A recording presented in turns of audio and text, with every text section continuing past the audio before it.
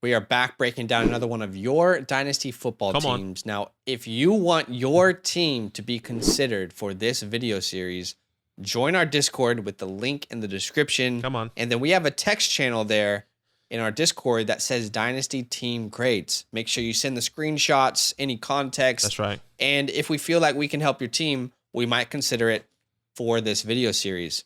We are looking at today ESPN Junkie 85's team.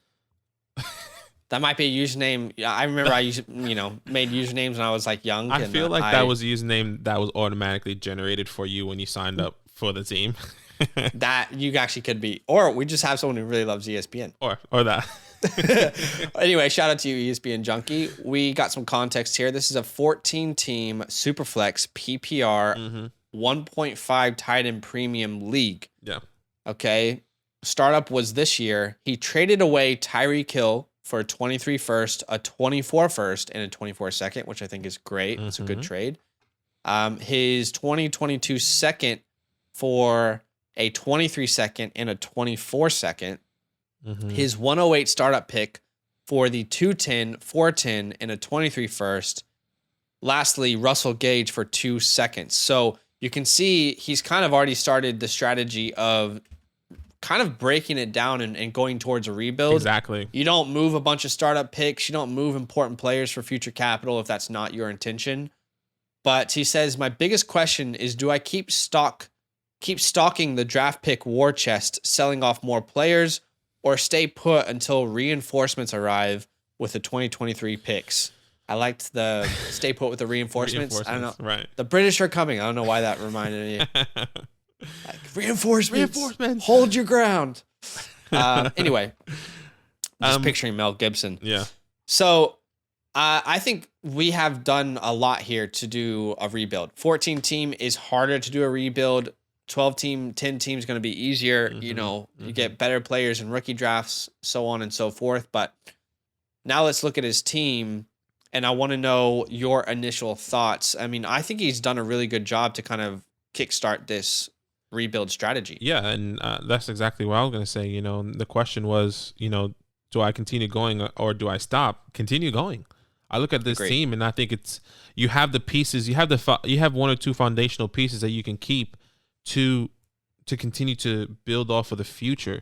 So why not continue to sell some pieces? And I guess we can go straight into it. The quarterback room: Mac Jones, Kenny Pickett, and then Geno Smith. Obviously, I think this is okay. You stay put with this quarterback room. Kenny Pickett on your bench if he starts this year. I would say take him off your taxi, number one. Take him off your taxi, put him on your bench just in case he does start sometime in the middle of the year, so you can actually have a starting. Can I say something on that real quick? Yes. Because maybe this is just a different thought process, because the way I viewed I thought this is 200 IQ play, because if Kenny Pickett does start and we're rebuilding, we don't want to have to start him if he's doing well. For sure. So in my mind, I'm like, well, if we're going to go with this strategy, we don't want to win. I think it's 200 IQ play to keep him on my taxi, because that's actually the most ethical way to tank. Right. No, that definitely makes sense. So you can definitely do that, or you can just whatever you want to do, honestly. But yeah, those are definitely two options. I really like Mac Jones. I just said it. Mac Jones is a good person that you should go out and rebuild your team with, a good foundational piece, and I like Mac Jones right here. So I think that's a perfect pick. I tend to agree. I think the quarterback room, we've already kind of got pieces that we're going to build around, which gives us a lot of flexibility with our future draft capital, right? You can see we already have 3 first-round picks and 3 second-round picks in the next class. Yeah. So that gives us a lot of flexibility. I mean, maybe we do want to add a quarterback, but we also have the option to add other pieces. So I tend to agree. On quarterbacks, I think I'm holding. I mean, let's just hope Geno Smith wins the job, does something. Does something better than Drew. For sure. If he does win the job, what do you think you could sell him for? Maybe a third round? Is it worth holding him? I don't know. Maybe a third. Maybe it's worth, well, actually, there's no point. I was going to say maybe it's worth getting Mitch, but there's no point if you're rebuilding. The expectation is that Kenny's will be the starter in the future. So, yeah. All right, let's look at this running back room. Cam Akers, J.K. Dobbins, great pieces to build around. Think you know where I'm going here. I am very, very open to moving Cam Akers. Right. I know he's a young running back, I think 23 years old, if I'm not mistaken. again, I just don't trust him. It's not just like the injury is the biggest thing. Yeah. For me, the Achilles injury specifically, historically has to overcome a hurdle. But even on top of that, it's ever since Todd Gurley, it's been a running back by committee for Sean McVay. And I don't think that they're necessarily a team that needs to feature the run anymore because they have a franchise quarterback that they can really trust to throw the ball 40 times a game. So right. I personally feel like I'm actually happy to sell Cam Akers. And should I give ideas right now on what I would sell him for? Yeah, go for it. Yeah. Okay. So if again, another idea of how to get more capital in the future, I would sell Cam Akers for any 23 first. Okay. Just any 23 first. It doesn't matter where it is, mid, early, late. I would take that because I think that there are enough running backs in this class for me to get younger and probably get another guy who I could consider a workhorse. But I think you might be able to get more, especially in a 14-team league. You might be able to get more than just a 23 first. So definitely probe. Let's see what you can do. Can you get a 23 first and a 24 second?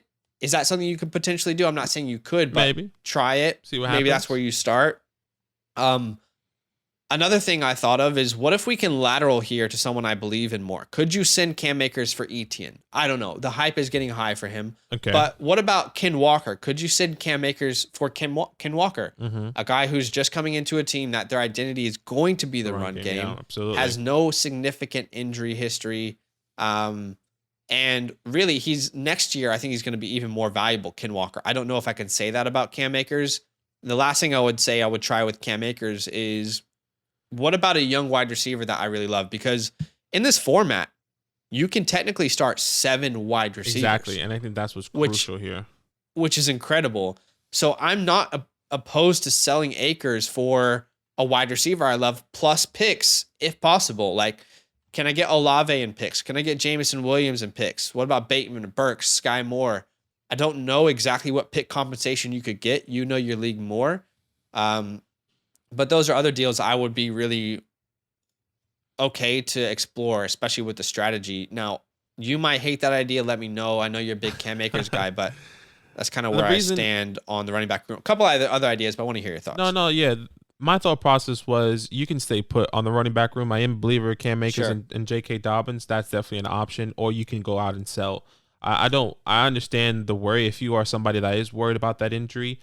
I agree with Zach. Go ahead and make the lateral move. Go see what you can get. Maybe get a younger piece. Maybe get somebody that doesn't have that injury history with that Achilles, somebody that you feel a lot more comfortable with. Completely understand.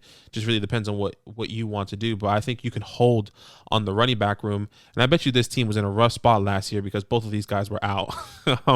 Startup happened this year, he said. Right. Okay. So even better because I drafted Cam Akers and J.K. Dobbins and both towards ACL, one towards Achilles. GG's to me.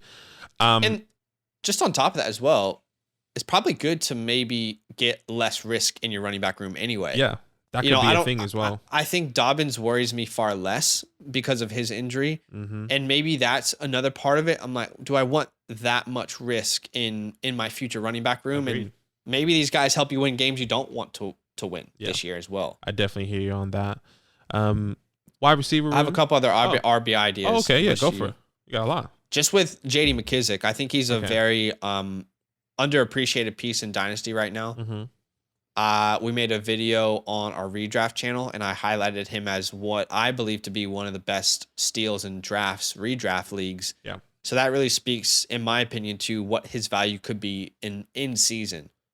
You know, this is someone last year who, if he had played every single game, was on track to get over 100 around 90 targets. Right. Okay. So don't sleep on JD. Definitely hold him until the season comes. And then maybe you can get some compensation for him as well. Hold Chris Evans. The rest I don't really care about. I don't have any convictions on in the running back room. Okay. Yeah. And for me, for the running back room, I think my best option for you is that if you really want to trade in injury like don't have any injury prone people, I guess you can say, or injury history people on your team, go ahead and move them. But if not, I'm happy for you to keep Cam Akers and J.K. Dobbins in the future, or for your future, in my opinion. All right, wide receivers, thoughts? Yeah. So I have a couple thoughts here. I'm just bringing up my rankings here for you because my first thought process is for DK, right? I said this before in another video. I understand DK tremendous talent, but who's going to be the quarterback? You can hold. There's two options. You can hold and hope DK gets a good quarterback. You know, maybe that's Bryce. Maybe that's, you know, whoever you want it to be. CJ, Will Levis, Tyler Van Dyke. It could be anybody, right? Or you can make the lateral move right now, right? You can trade a DK for, you can do a Waddle, right? If you want to go really young, you can do it. And you can do however you want to package it. You know, you can do a Waddle. You can do a Drake London. You can do a Michael Pittman, Garrett Wilson, whichever way you want to go. I think you have the opportunity to. You can even go T. Higgins if you want. And maybe there's somebody out there that want to, you know, you can give one of these seconds DK for T. Higgins or however way you want to go. That's a thought process that I have. And even the same thing can be said for AJ Brown. You know, he's going to, people say, a less efficient quarterback, a worse team with the Eagles. Once again, a lateral move, same thing. The same amount of people, the same people that say you can even do CD. You can do Jalen Waddle, Debo, you know, you can do Drake London, Garrett Wilson. You can even go lower if you want to go Rashad Bateman, Chris Olave, if you want to go one of these young guys, Jerry Jeudy. And then you can get some pick compensations back if you wanted to tear down and get picks. That's the thought process because you also have to remember you're starting 6 wide receivers here. So you need that wide receiver depth. These guys are great foundational pieces, but I think you need more depth in there. So if you can get a Bateman and a young guy, for example, let's say you can get Bateman and an Alec Pierce, hypothetically, Bateman and a Jahan somehow if you trade away DK or AJ Brown. I think that gives you 2 wide receivers that you can fill into these spots that are crucial because the bench is not the strongest. And you do have Calvin, and he can come back, but still by that time it's like, well, maybe if he goes to another team, you can kind of sell him for an even younger piece. And Kenny G, I think it's a one year deal. Maybe he does take off. But those are my thought process. And with Juju, by the way, same thing. Honestly, you can do the same thing or hold. It just really depends on if you want to hold these guys and believe in these guys in their future and where they're at. If Juju doesn't re-sign with the Chiefs and he has to go on this whirlwind of trying to find a new team, or he gets a contract extension, I'm happy for you to keep him or start downsizing or making that lateral move with Juju. Yeah. And for the future. I would say for me, I definitely agree. You know, when we're highlighting the 6 wide receivers, that's why I almost feel like I want to hold on these guys. Right. Because as much as depth is good, you also really want elite guys who can impact your squad for years. I view DK and AJ Brown personally as players that, outside of the quarterbacks, they're the 2 guys I'm like, I want to hold these guys. Because just like you said, their trade values are less today than what they were a couple months ago. And I don't know if like that's the time I would like to trade them. Yeah. DK, people don't really want to trade for him all that much at this moment. AJ, like you said, people are a little bit worried. These are both guys that I think are elite at their position. And, you know, just 3-4 months ago, AJ Brown and DK Metcalf were going right where CeeDee Lamb was. For sure. Right? You know, middle of the second round of startups. So I like to kind of bet on those guys long term, and they're not old enough to not fit your strategy either. Mm-hmm. So I think I personally would like to hold him. I was open to selling Juju. Okay. I think he's the piece I'm looking for to try to sell. Is a first realistic? I don't know. Maybe. I don't think if right you can now, do that. Yeah, right now probably not. In the season, for sure, maybe. It can definitely be. And I would say the same thing for DK and AJ Brown. You know, like maybe for someone like AJ Brown in season is better, where DK maybe it's best to sell now, because if in season it gets even worse, then I disagree, because I just don't think his value is where it needs to be to sell him. You know, that's fair, and that's okay if he doesn't have an incredible season, because he's still a young elite asset that can help my team. And in 1 year, how old will he be? You know, when we have all these 23 picks that we can play around with, for sure. But with Juju, like, is a first possible? Maybe in season. Can you get 23 seconds? Because I would consider that, maybe, you know. Yeah. Mm-hmm. How about a straight swap? Can you swap Juju directly for Jahan Dotson? I would do that. Right. Could you move Juju for Alec Pierce in a second, Tolbert in a second, Mechie in a second? Okay. You know, these are some ideas that I've been thinking about. You know, not only do you get a wide receiver that maybe could become a starter, you also get draft capital where you could find another guy to kind of fill your bench and fill your roster entirely. Yeah. So not bad. And on Calvin Ridley, I think he's a huge hold on this team because we could find ourselves in a spot next year where we could compete, and he's a huge part of our flex. Agreed. I can hear that. I can see that happening for sure. Yeah. And let's hope with your 23 draft capital, you can address the wide receiver room, because that's probably the biggest need of this team in the future. You do. You definitely have 24 firsts as well. So that's not terrible. With, I mean, 24 seconds. There's definitely value there. Maybe in a year or two, we set ourselves up well. Yeah, you can definitely compete. Any other ideas? I'm not anti-selling DK. Right. Like I said, I just don't know if I want to sell him right now. For sure. And I think maybe people would want to buy him on the low right now in the beliefs that this. But I don't want to sell on the low. Right. That's the thing. I know. And maybe I'm just thinking like people are in beliefs that he can get a quarterback in the future.